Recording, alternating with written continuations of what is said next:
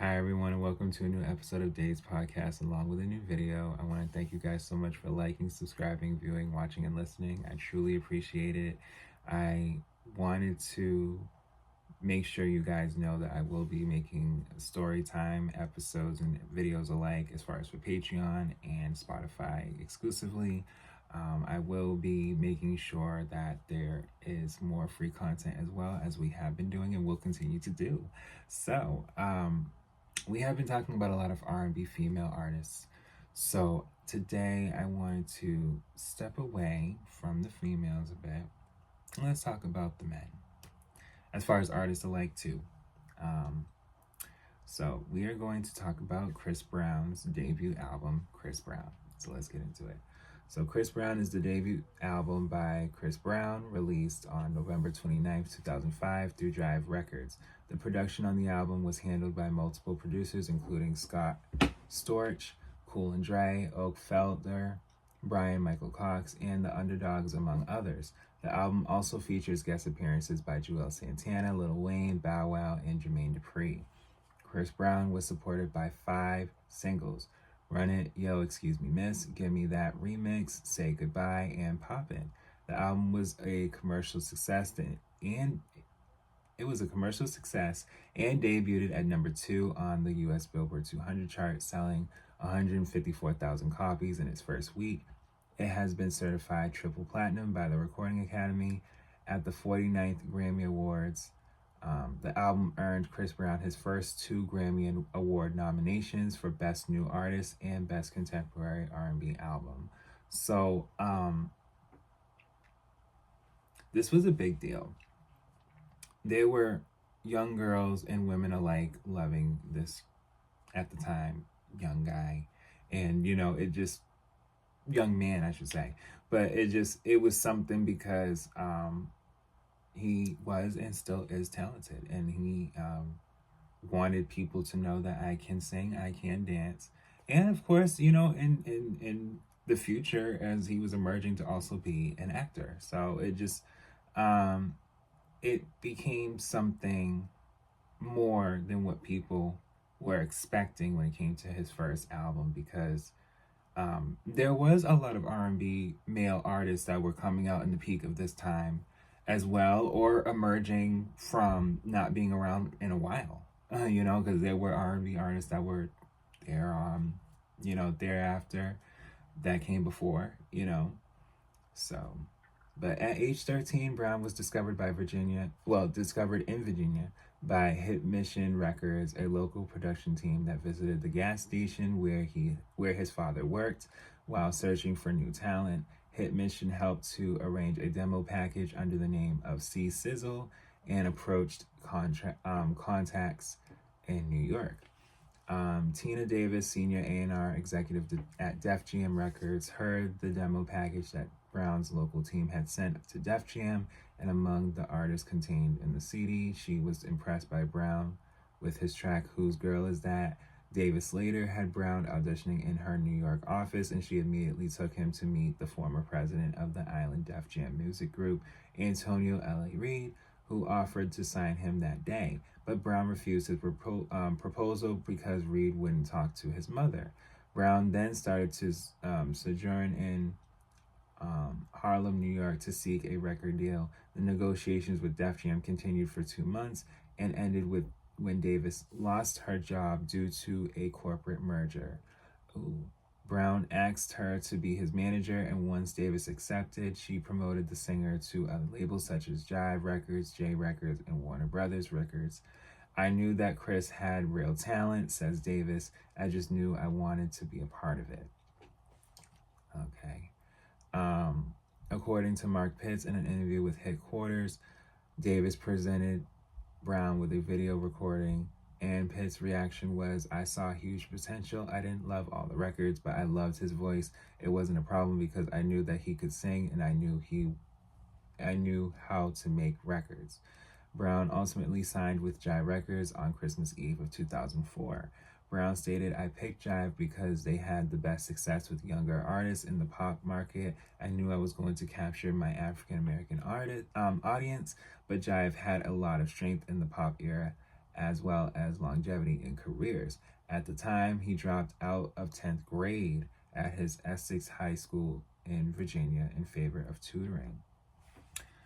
So, and that's happened with artists too. You'd be surprised who, was in school, said, I'm going to either do schooling from home or just not go back to school, and I'm an artist now. You'd be surprised. And I commend them for even still being able to go back to school and getting whichever documentation and certification to be able to show, like, no, I'm educated, and that's just real, okay?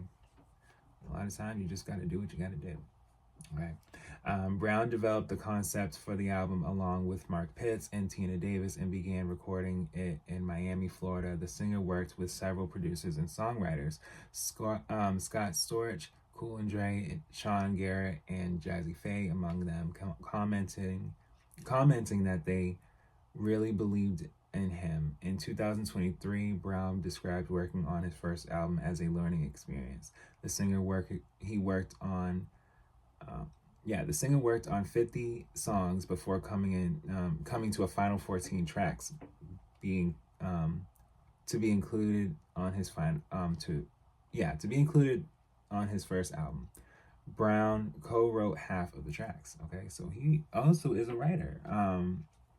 And also wanted to make it very clear with him, because he owns his masters.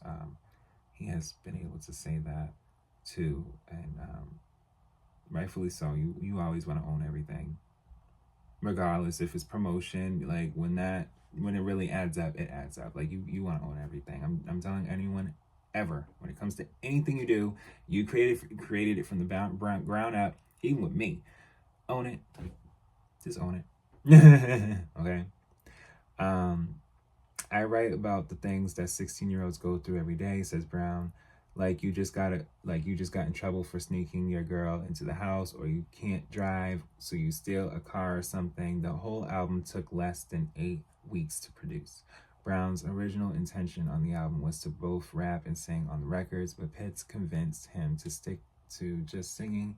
He said that I was trying to keep it at you're a singer. I was caught up on the idea of stay in your lane. The album was initially supposed to be titled Young Love. However, that idea of for the album title has been discarded as being too kiddie. And you know what? Good.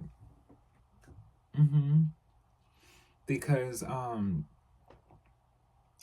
lot of times, and we've seen it with women too, when you have a debut or an album that is self-titled, you are taken more seriously. And it's good that he did that first time, first serve. You know what I mean? Like, I'm not one to not feel like you shouldn't have a project that is solely being able to pour into more of yourself, as opposed to eras in your life that you're kind of captivating with imagery that is for that time and for that moment and for those songs. Okay, so yeah, it would have been too kiddie for him to come out being like, hi, I'm Chris Brown and this is my album Young Love.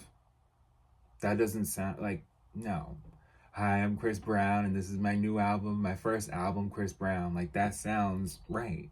So I think that's where it should have been, and glad it went to being. Yes, so Chris Brown debuted at number 2 on the US Billboard 200 chart, selling 154,000 copies in his first week. This became Brown's first US top 10 debut. The album also debuted at number 1 on the US top R&B hip hop chart, becoming his first number 1 on that chart. On December 18th, 2006, the album was a certified double platinum by the Recording Academy for sales for over 2 million copies. As of April 2011, the album had sold 2.1 million copies in the US alone and over 3 million copies worldwide. So he did really well within a few weeks, and to this day he's doing well as far as musically, and I pray for all artists to be able to find peace in their lives, because they be dealing with a lot of stuff outside of music. It'd be a lot. But track 1 is Intro, track 2 is Run It, featuring Joel Santana, Track 3 is Yo Excuse Me Miss. Track 4 is Young Love. So track 5 is Give Me That. So by the time you get to track 5, you're kind of just, you're really swayed. You're really like, oh my God, like he really is singing. These are up tempo, and there's not really skips on this album. For most people, I didn't really have to skip like that. Track 6 is Your Man Ain't Me. Track 7 is Winner. Track 8, Ain't No Way You Won't Love Me. I love that song. Track 9, What's My Name, featuring Noah. Track 10, Is This Love. Track 11, Poppin'. Now, Poppin' is underrated. A lot of people love that song. I actually love that song. Track 12 is Just Fine. Track 13, Say Goodbye. Track 14, Run It remix featuring Bow Wow and Jermaine Dupri. Track 15 is Thank You, and track 16 is Give Me That remix featuring Lil Wayne.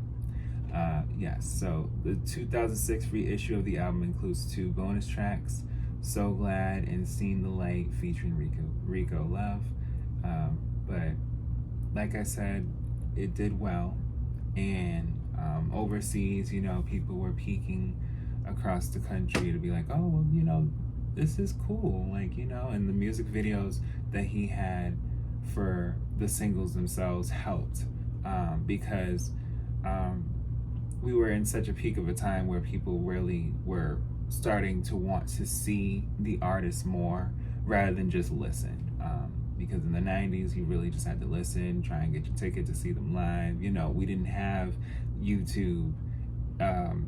We barely even had the broadcast of people performing live if they showed it back to back on YouTube nowadays. It's just nowadays, seeing a visual, like a music video or artists doing things, whether it's posted online or, something to keep people interested, that is really a thing now. And this was the peak of when that started, where artists were understanding, I need to make video albums, video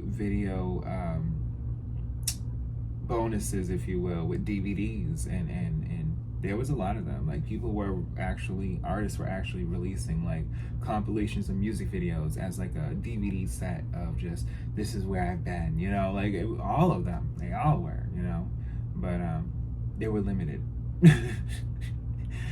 Because YouTube was emerging, it was limited. So they were just like, no, we might as well put it on this site and see how, But I thank you guys so much for listening and watching. And yes, we will talk about Exclusive and his albums they're on, because he has more than 10 now.